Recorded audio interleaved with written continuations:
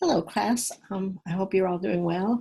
I'm in that liminal space between a wedding and a reception, and so I wanted to take a minute to just kind of get you set up for the next couple of weeks.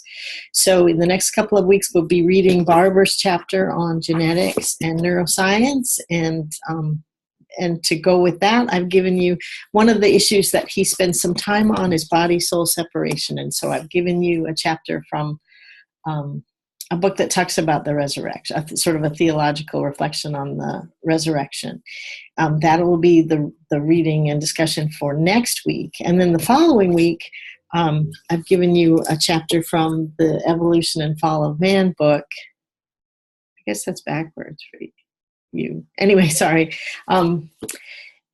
It's a hermeneutic.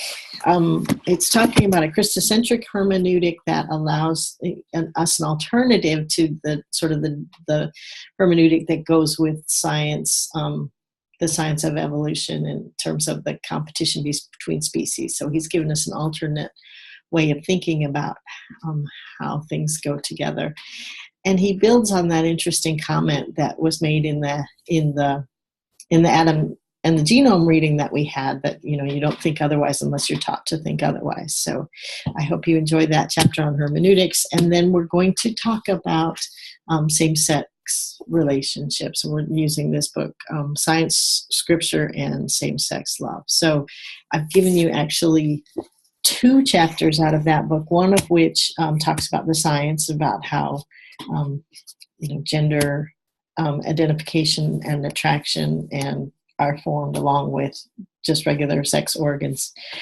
And then I'm also including a chapter later on in the book where this author discussed the interpretation of the New Testament. So I think your question will focus more on the scientific aspects of the formation of gender, but I wanted to include that other chapter for your reference because I think it's a helpful way to understand how one might read Scripture from the perspective that the author has in the earlier chapter.